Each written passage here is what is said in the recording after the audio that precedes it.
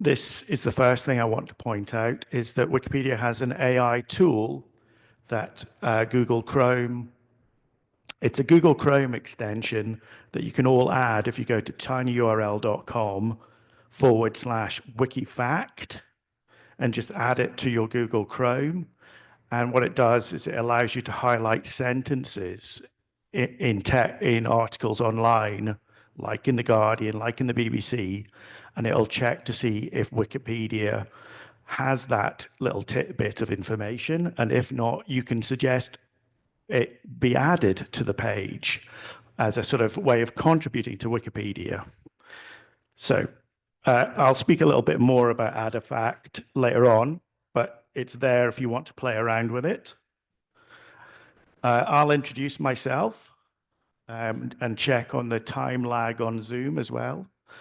So my name's Ewan. I'm working at the University of Edinburgh as the Wikimedian in residence to support the whole university and collaborate with the whole university, staff and students in and outside the curriculum in a role that represents a partnership between the university and the non-profit Wikimedia Foundation. And why? Because with more than 250 million views each day, Wikipedia is an invaluable education resource. And well, why also? Because the use of AI is one of the biggest questions of our time. And Wikimedia CEO Mariana Iskander believes that disciplines like history, like philosophy, like linguistics, like literature and art, and more, can all add to our understanding of how technology is shaping the human experience and how we can harness its potential. So, by way of harnessing its potential, I just want to briefly mention that we have a newly updated booklet of 21 case studies of Wikimedia in UK education that we've produced, where students are actively engaging with experiential knowledge, open knowledge, and how their disciplines are communicated and understood globally.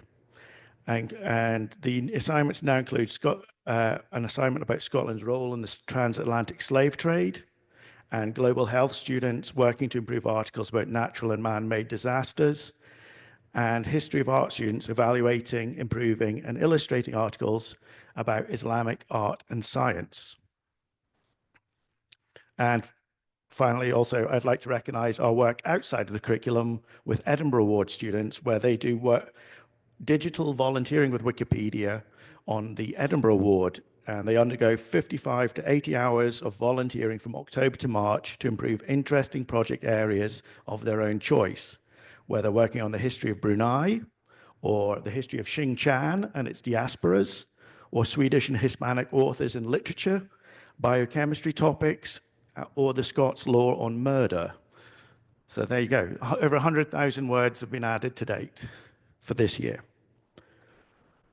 So, in light of Wikipedia turning the grand old age of 24 in January, and my own role as Wikimedian turning 9 years old in January also, this gave me pause for thought to examine where Wikipedia is today in light of the brave new world of artificial intelligence.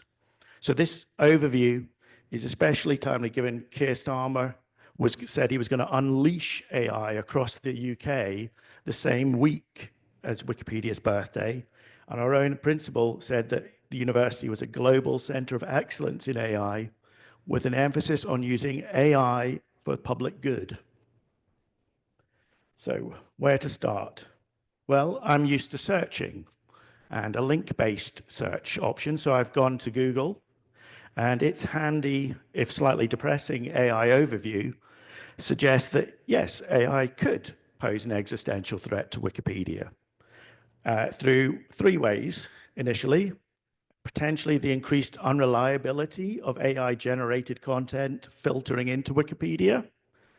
Secondly, decreased traffic if users are now getting their information from chat interfaces instead of going to the actual Wikipedia pages. And thirdly, potentially fewer human contributors as a result, because who would want to contribute to Wikipedia if no one's actually going there? However, it is noted right at the bottom that AI could also be beneficial for Wikipedia in a number of ways. So is Wikipedia at a crossroads, like Tom Hanks here at the end of Castaway? Well, perhaps we've been at crossroads before. So this is a Wikipedia at crossroads again. So can you think of at least maybe 3 radical new developments in technology in the last 10 to 20 years that Wikipedia has had to respond to? You don't have to answer right away, but just have it, let that percolate for a moment, and we'll come back to it later in the presentation. And while you're thinking about it, I'll posit this thought provocation from tech journalist Kira O'Brien. Having something like Wikipedia online that was instantly accessible was a game changer for a lot of people. It was frequently the butt of people's jokes because it wasn't always considered as reliable as it is now. But because it has built up so much of a reputation for being a reliable source of information, because it's curated by an army of volunteers, it has gained a reputation as a trusted source. As such, it's made it prime territory for training AI models. In a weird cyclical way, that may be the very thing that ends up killing it off. Now, that's a really long quote, and I just fed it into Google's note. Oh, you probably can't hear that very well, actually. Let's try and turn that up. I fed this into Google's Notebook LLM, which runs through Gemini, uses Gemini 2.0, and it's turned that quote into a 2-person podcast that sounds like NPR. So it's pretty quiet at the moment, so I'm just going to stop it. But it's just another interesting way that you can engage with taking long-form content and representing it in ways that people might find more engaging or accessible. But I'll see if I can turn that up later on. But I'm going to do a non-scientific poll of people in the room, and I'm hoping that people on Zoom have access to thumbs up or thumbs down emoji icons or something like that we might make use of. But just based on that quote and what your initial feelings are, do you see artificial intelligence as an opportunity for Wikipedia as a thumbs up, or a threat to Wikipedia as a thumbs down, or unsure, sort of somewhere in the middle? We're not sure yet. So can just in the room, just get a flavor.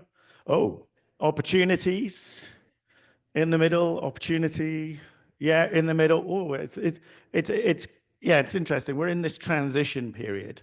Apparently, search behavior hasn't changed remarkably yet in terms of the head of Wikimedia research looking into this. But we do have these additional AI ways of exploring knowledge that are making it a bit of a transitional moment. Okay, I don't know, did we get a sense online? 1 thumbs up. Okay, opportunity. Okay, good. So point, yep.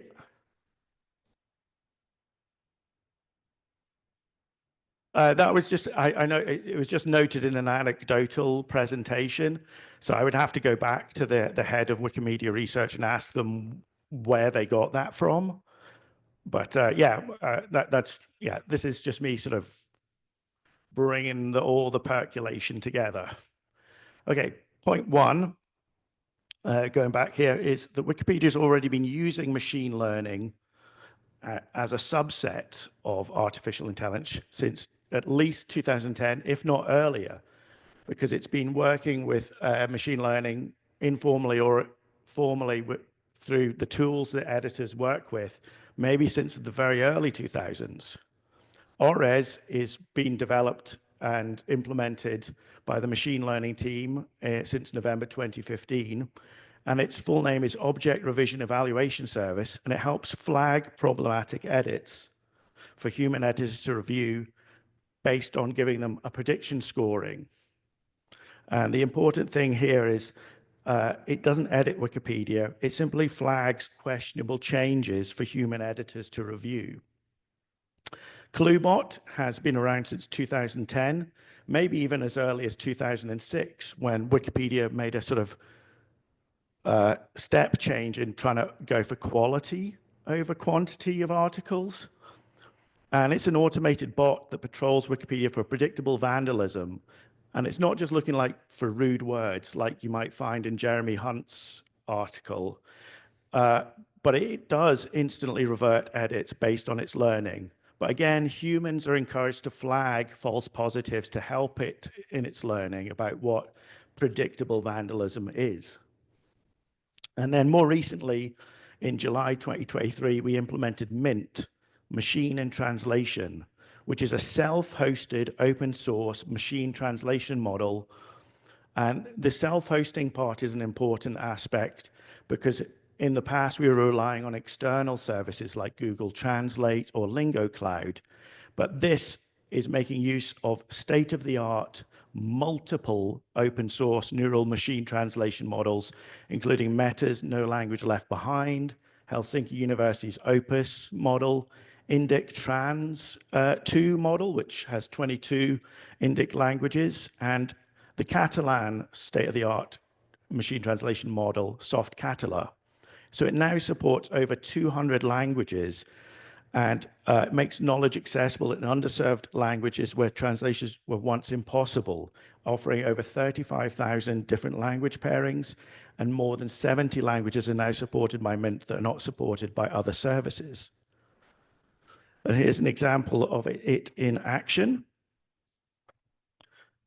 Me translating my own article that I wrote in English about Robert Burns' skull, and attempting to write it in a Nigerian language that's available in Nigeria called Yoruba, and taking the text of the article from the left-hand side and trying to replicate it using machine translation in Yoruba using Mint, paragraph by paragraph. And importantly, all of the text is editable, and it has to be edited. Otherwise, you cannot publish it out of this tool. It won't. Human supervision is key. No unedited or unaltered translation is allowed to be published on English Wikipedia. And we've made use of content translation for the Translation Studies Masters here at the university for the last 8 years. Here's a sort of example of the ORES tool. The idea is that when you have as many edits to deal with as Wikipedia does, applying some means of probability scoring and filtering can make it easier to handle.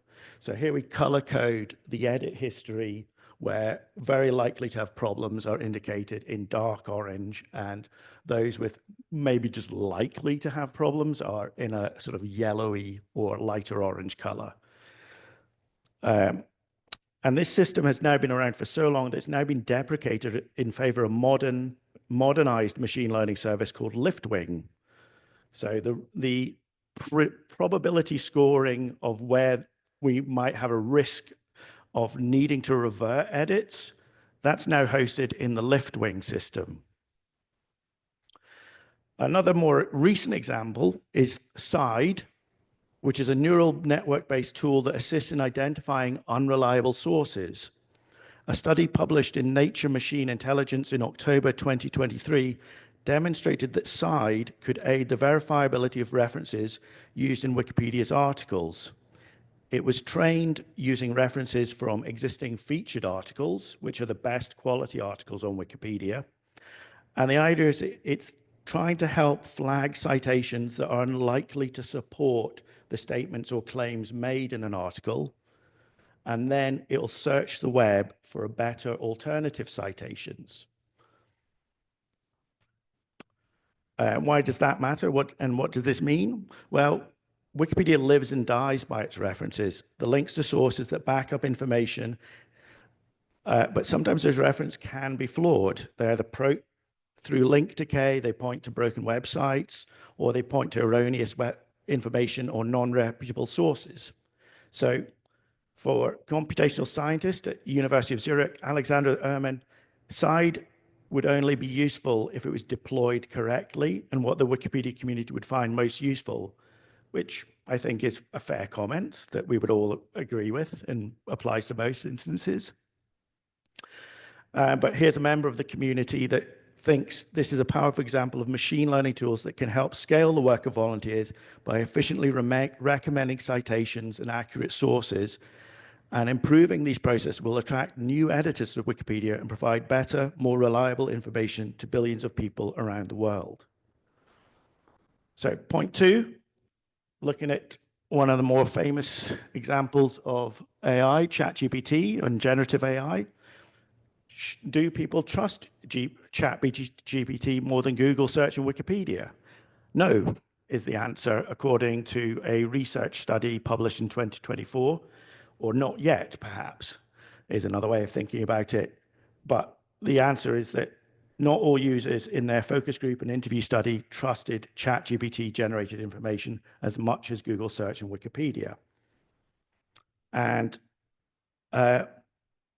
another 2024 paper looked at engagement on Wikipedia, whether it dipped at when ChatGPT came out in November 2022.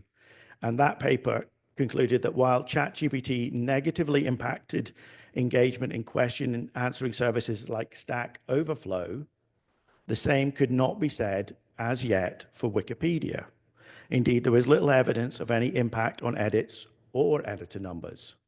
So Wikimedia CEO said, we've not yet seen a drop in page views on the Wikimedia platform since ChatGPT, but we're on it and we're paying close attention and we're engaging but not freaking out, which is good. Yes.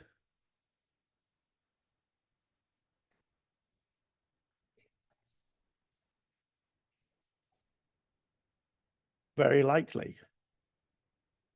Yeah, it's possible that people they are unsure of the content and they're going to Wikipedia. So yeah, but there might also be the case that they might just take it, or it's probably almost right as well. So yeah, that's something ripe for exploration, I think. Should ChatGPT or generative AI help write content on Wikipedia? Well, it's true that Jimmy Wales has expressed his reluctance to see ChatGPT used because it has a tendency to make stuff up, which is just really bad for Wikipedia. And we've got to be really careful about that. But other senior Wikipedia editors like Andrew Lee and Richard Nipel think that it could be used to get past the inertia or activation energy of starting the first couple of paragraphs of an article, and that with human supervision, this could actually help Wikipedia create greater numbers of quality articles to better reach its aim of becoming the sum of all knowledge.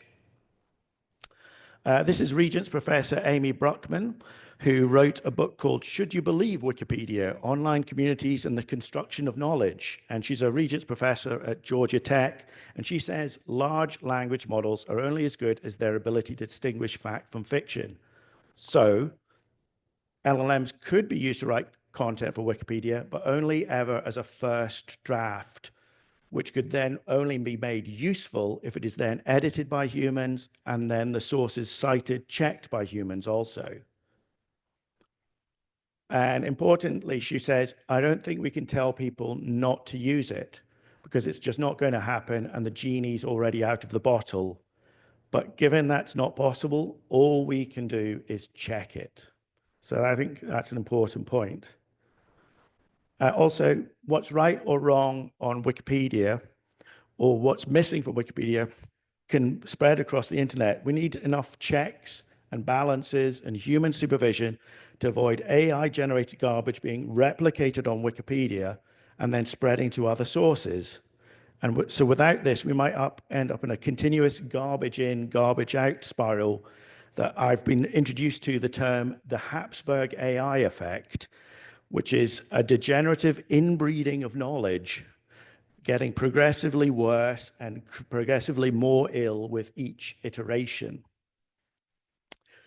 And despite Wikipedia and Google's symbiotic interdependence and symbiotic relationship, the Wikipedia community itself is unsure it wants to get into bed with OpenAI when ChatGPT's erroneous hallucinations might be feeding in turn back into Wikipedia articles. So for the Wikipedia community's part, a draft policy has been written to set out the limits of usage on artificial intelligence in terms of article generation.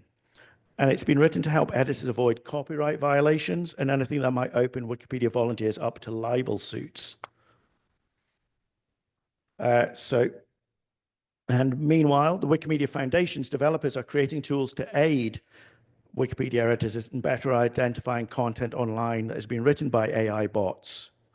Part of this concern is that digital news media, more than Wikipedia, may be more prone to AI-generated content. And it is these hitherto considered reliable news sources that Wikipedia editors would normally like to cite. Point 3, how can Wikipedia shape the future of AI? Well, should Wikipedia have its own version of an AI to resist AI models becoming the new gatekeepers of knowledge? Possibly, but in the annual Wikimedia conference, it was felt the financing and resourcing this would take would make this really hard to achieve for Wikipedia if it was to do this unilaterally. So that doesn't seem to be an option on the table. Blacklisting of sites or sources that become to be considered unreliable, yeah, we can do that because we already do that right now. So blacklisting is definitely an option. Attribution is seen as key.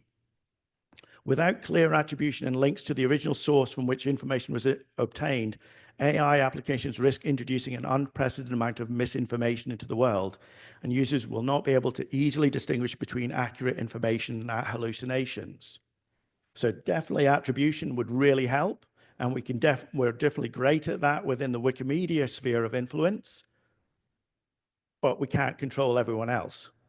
So it's about the whole ecosystem having very clear, transparent digital provenance so that you can verify information a bit better and more easily. A really important point is Gen Z. According to Slate writer Stephen Harrison, while a significant number of Wikipedia contributors are already Gen Z, around 20% according to a 2022 survey, there's a clear desire to increase this percentage within the Wikimedia community.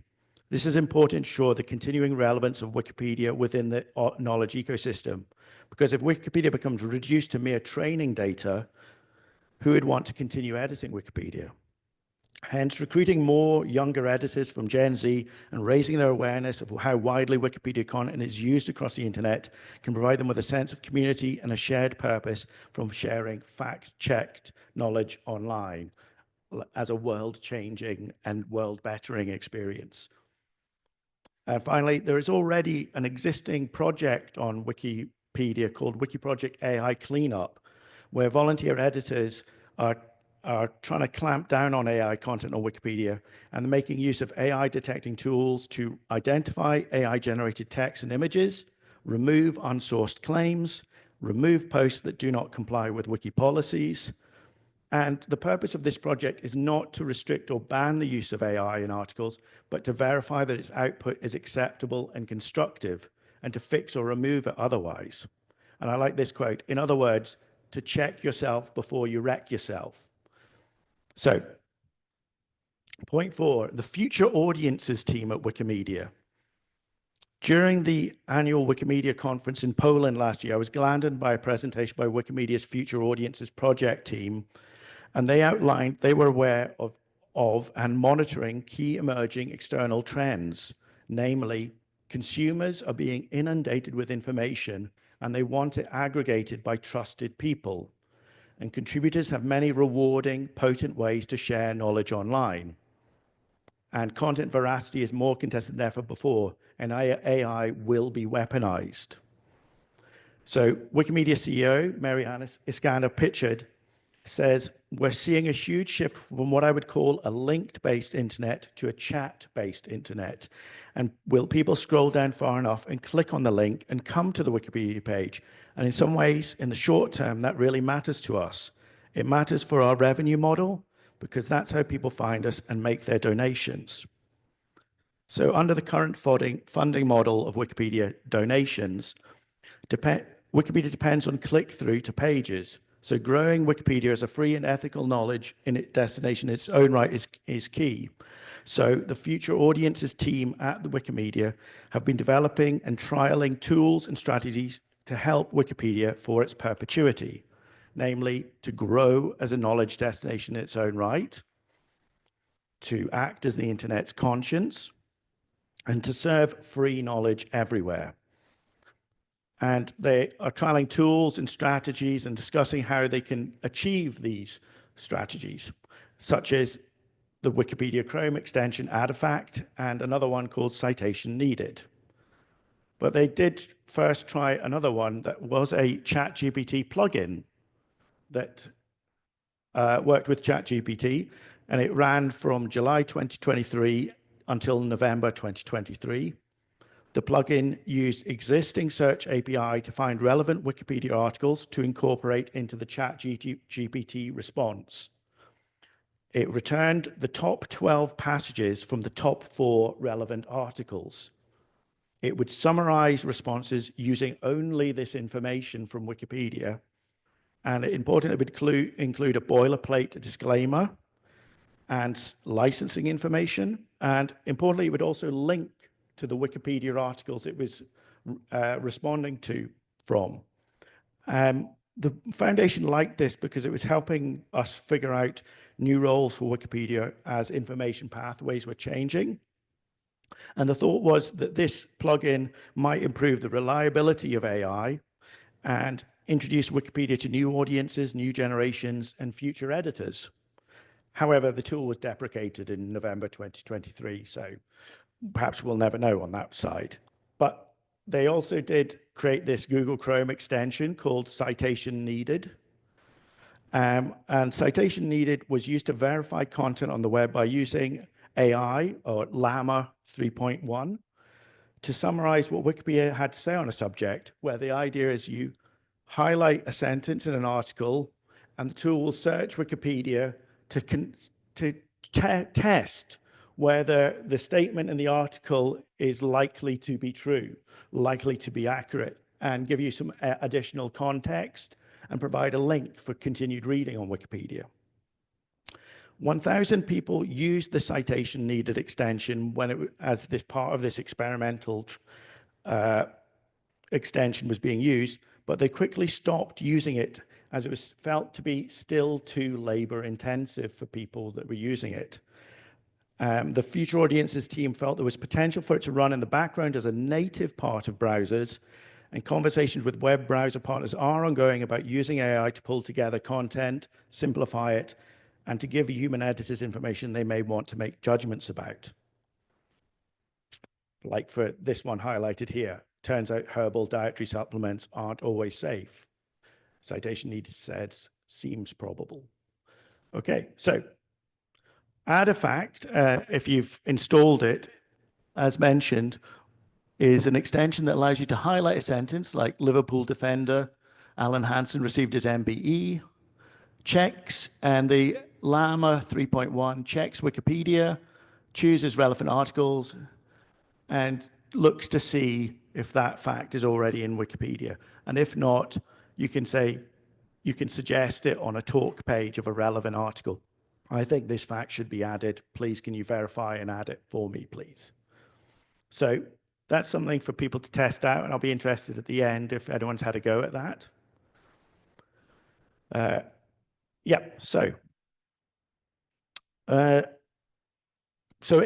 AI can support new users suggesting fact-checked content for editor verification or help summarize Wikipedia pages or find information to support information retrieval. So it can be used in a lot of different ways. This is the Future Audiences team's project manager, Mariana Pinchuk, who has been very helpful in helping me prepare this presentation. She says one really important thing we've learned is that generative AI can transform Wikimedia content from text to many new and popular learning formats like videos, bots, and games in a way that wasn't previously possible. The idea being we need to meet people where they are. For example, TikTok has apparently the same global traffic as Wikipedia. And the Pew Institute did some research that says around 40% of Gen Z go to TikTok for their news. So it's important that we are aware of that and engaging with that trend. So can AI build little short videos using information from Wikipedia to post on Instagram? Yes, it can. And Wikipedia has done this with Elvers, which looks disgusting. Elva eating world championships is now a short video on Instagram that you can check out at Wikipedia's account name there. We also have these short videos on TikTok that have been generated through AI about structures that Dutch artist Theo Jansen has created. Yeah. And they're also trialing experiments with Roblox, if you know that website, about creating games. So this is important. Yeah,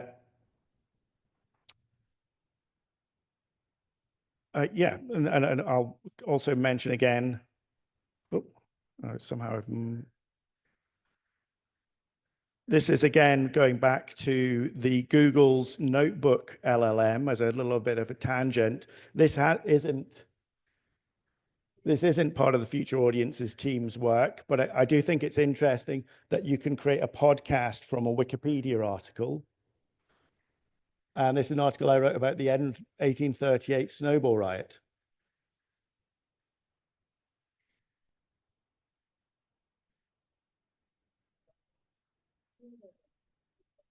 And it does have an interactive option, so you can raise your hand and say, actually, that's not correct. And it will respond to you as if you're phoning in. So, and yeah, so it's definitely worth exploring. It's quite fun to see, but these are different ways for Wikipedia content to be remixed off platform. The latest thing that the Future Audiences team are working on is a Discord chatbot interface, which is going to the plan is to answer questions based on information contained in Wikipedia and provide a fun, gamified way to learn about a Wikipedia knowledge topic. And why are they looking at Discord? Well, it's a popular platform with close to 200 million monthly active users, 21 million servers. And it's very popular among millennials and Gen Z, a target audience for Wikipedia.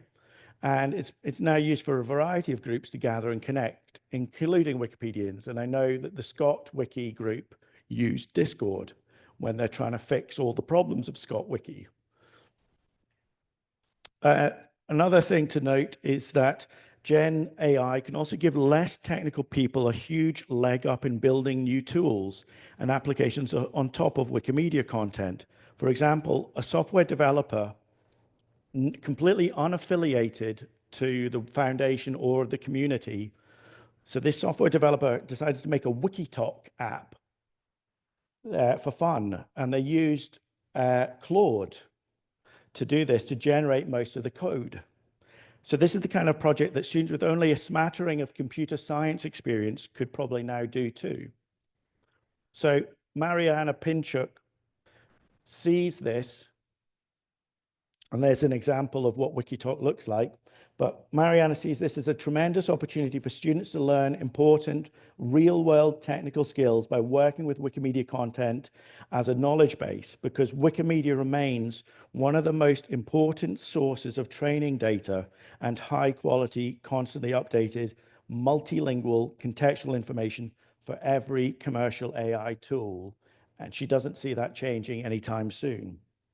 So encouraging students to get interested in the real reliable information in Wikimedia projects and giving them the skills to create their own learning experiences from that content is especially important right now, because tech companies are pitching new AI products to consumers which are not currently prioritizing learning or education or information verification. And if you look at Google and Apple right now, you'll see a lot of their latest products and a lot of use cases around productivity, around self-help, but not much about learning or getting reliable information. So OpenAI is kind of doing this with deep research, but at $200 a month, that's not really a mass consumer product. So the next frontier in teaching new generations digital literacy might require them not just helping them pass good information from bad, but empowering them to build their own ways of learning.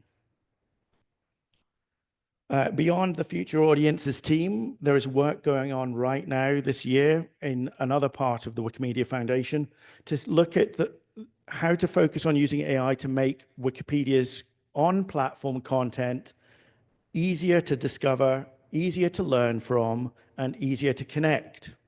And what they refer to as remixing the content and addressing what they regard as a common theme in the surveys on Wikipedia readers' desires is a common theme is the need for a remixed, a summarized and interactive content across pages, articles, and topics.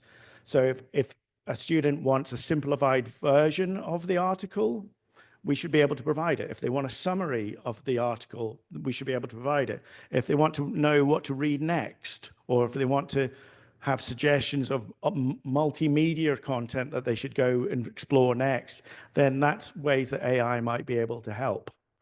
Like here's an example where it's got a read next section bar on the desktop version, or for the mobile apps, some sort of Billie Holiday, sort of what to continue reading next. Or if you're reading about an article about the chameleon, then it'll suggest some maps, places nearby, what to read next, and how this topic links to other nearby topics in Wikipedia's universe. So basically, we're trying to give editors what they want on platform and off platform. So if Wikipedia's at a crossroads again, these are crossroads that we've faced before.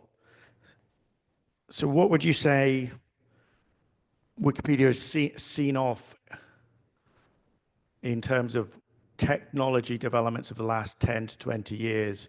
Maybe not seen off, but had to respond to. Melissa?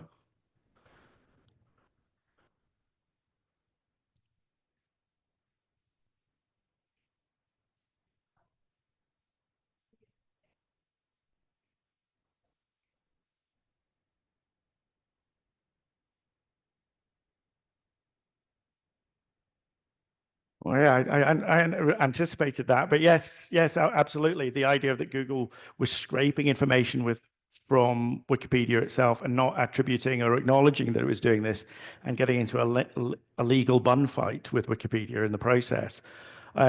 Okay, that wasn't one of my family fortunes top three, but according to Claude, there are at least 10 out there that so that might be one of them as well. If anyone else wants to throw anything in the mix. No? Yep.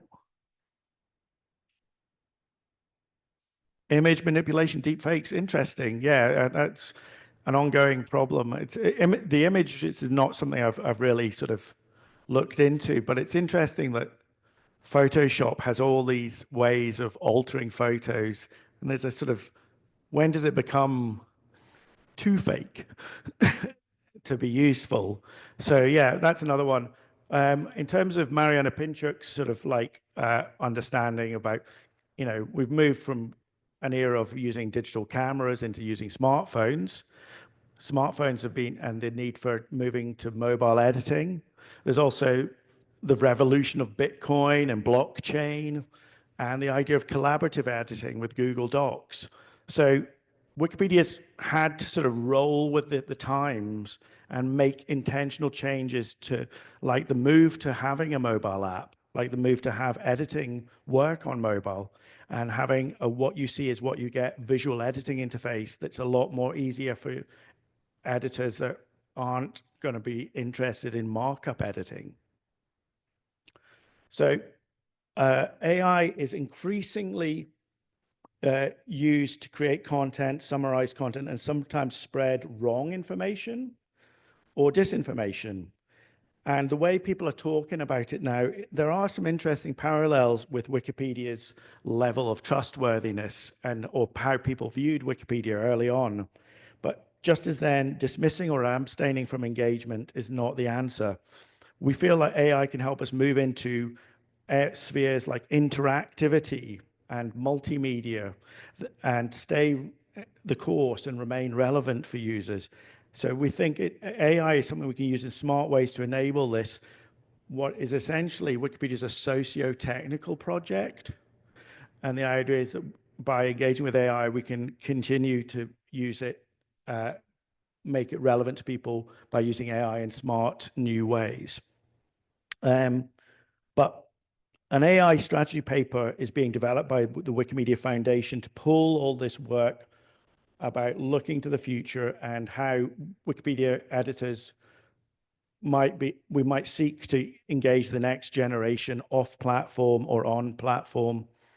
But in conclusion, I'll take a note to Selena Deckelman's take on thing. You know, Selena Deckelman is Chief Product and Technology Officer at Wikimedia, but she used to work at Mozilla.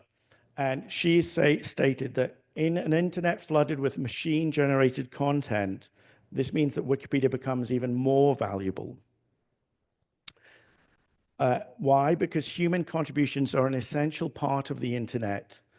LLMs trained on the output of LLMs become measurably worse and even forget things they once knew, an affliction named model collapse.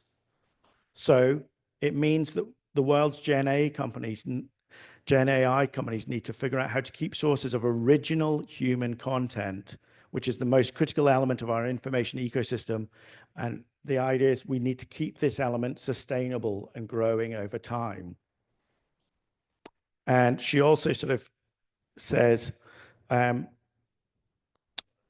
are three principles that Gen AI needs to consider, not as an afterthought, but built into its core: sustainability, transparency, and equity. These are the same principles that have made Wikipedia such a useful resource worldwide. So until LLMs consider how their models support people in these three key ways, then these models inevitably run the risk of amplifying biases, iniquities, and misinformation in the world, and stunting rather than enhancing the growth of knowledge, discovery, and understanding around the world.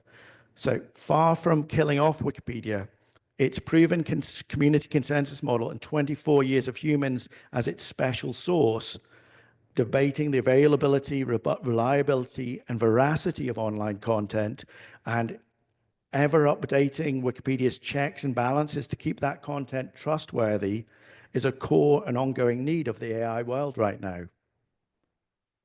So could Gen AI replace Wikipedia? Well, yes, it could. But would the replacement be what people want? That's the question. For higher education, using AI ethically and correctly with good guidance is important to help students responsibly and effectively. The main problems seem to be around accuracy and establishing provenance.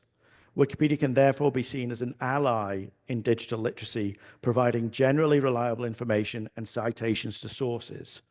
The Foundation's position is clear. A spokesman said, based on the feedback from volunteers, we're looking into how AI models may close knowledge gaps and increase knowledge access and participation. However, human engagement remains the most essential building block of the Wikimedia knowledge ecosystem. AI works best as an augmentation for the work that humans do on our project.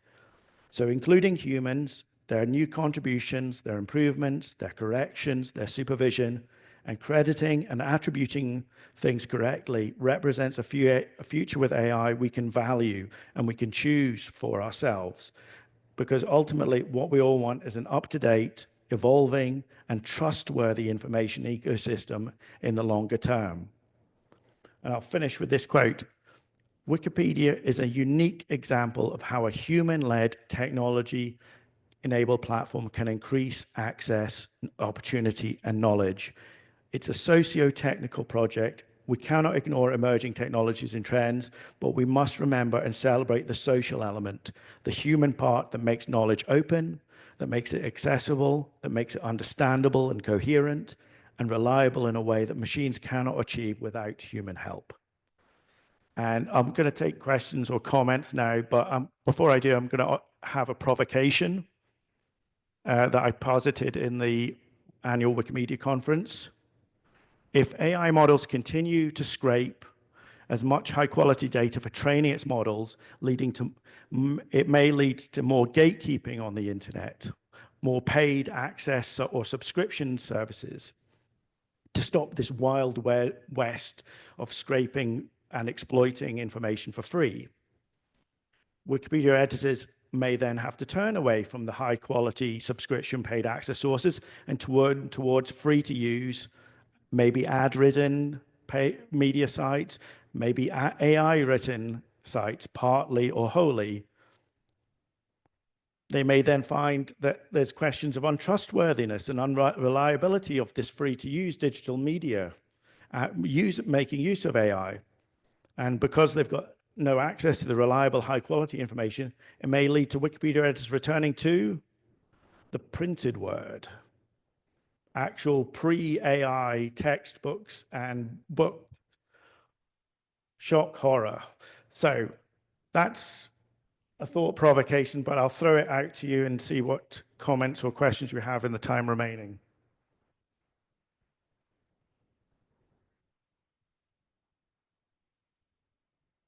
Take my mic.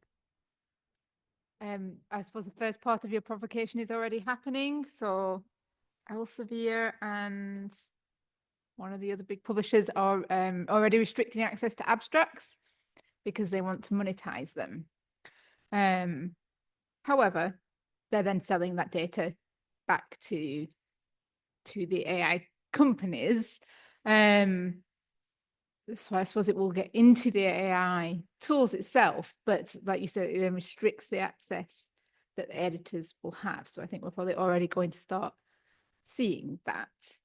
And then you say go back to the printed word, but how many printed books do we have if everything's then ebooks now in libraries? So then there's the information becomes potentially out of date because you can only access it if you are privileged enough to be at a university that has access as an ebook to that work, I guess, isn't added.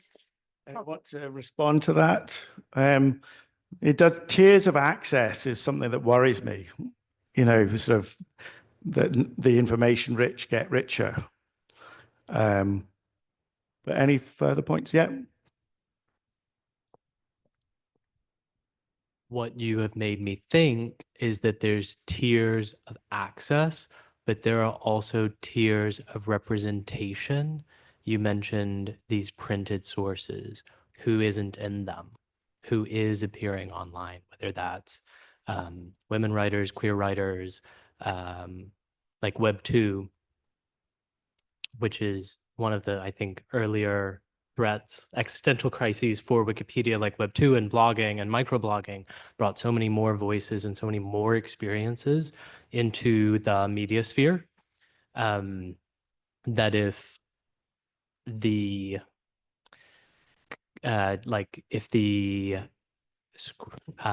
curation of the reliable resource then starts to ignore all of those, are we moving back into a really exclusive knowledge economy again? That's just what I'm thinking of. I don't have any answers to those questions. Thank you. I'm also going to, because of things like Mint and having the multilingual nature of Wikipedia, I do think that this makes a case for Wikipedia's continuity, because there is like the training model is mostly, I guess, English, Northern Hemisphere information, and there is inequity in knowledge that's in different languages or different cultures. And that's an argument for sort of continuing to use translation and getting new editors from different languages, different countries, different, creating a diversity of content to otherwise AI will amplify biases and inequities. And we're running out of time, but I just wonder if anyone's got anything online or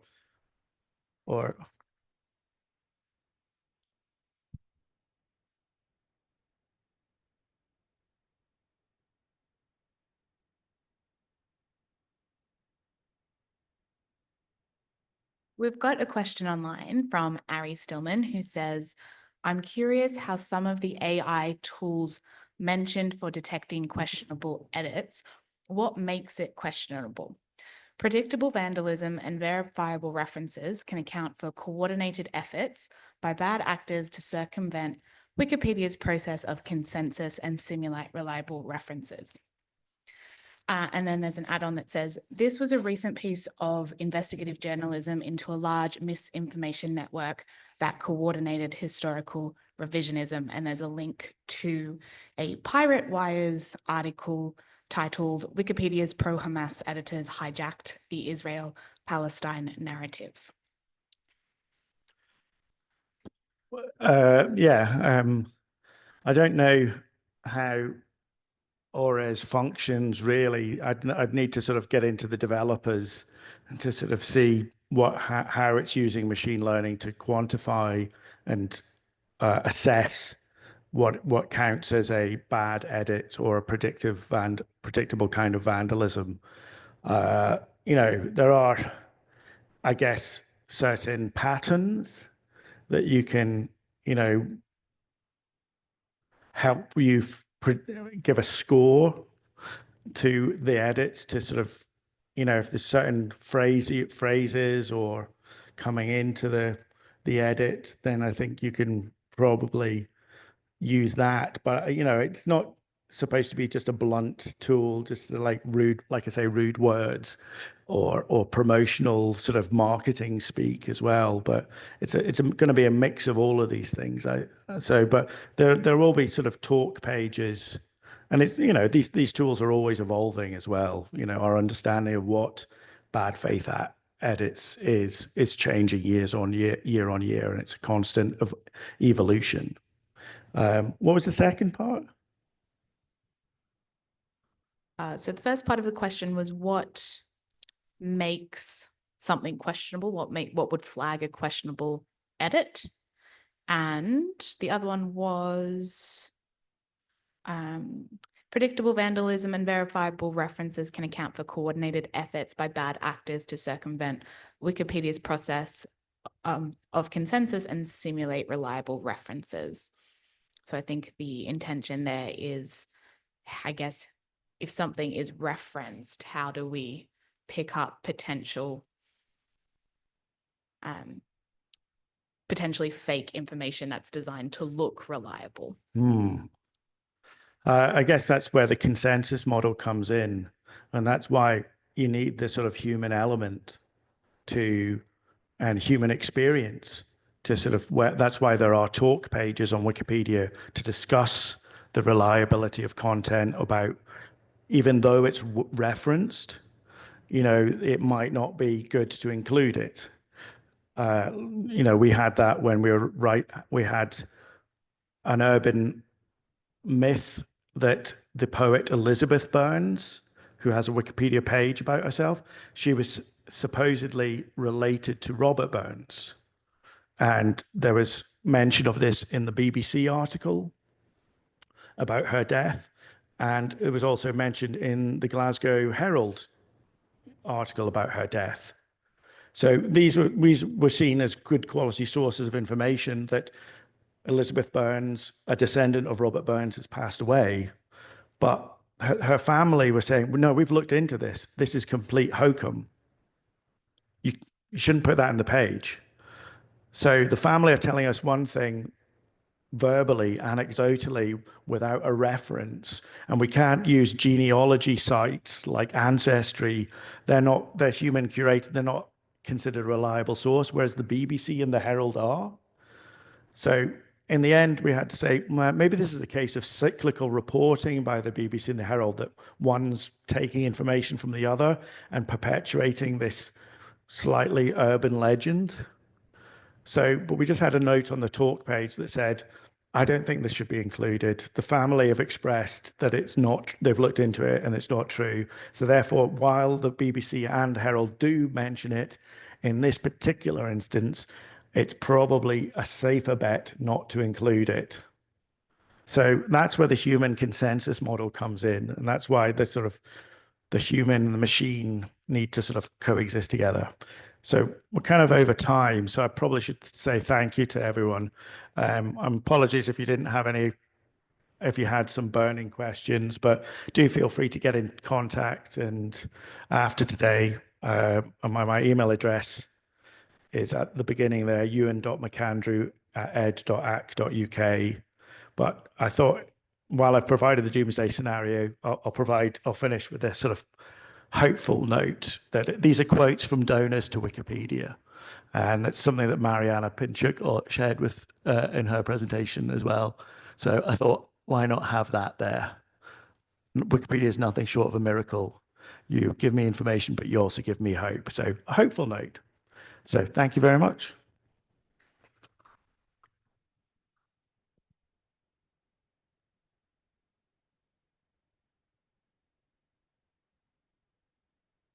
Which one? Okay.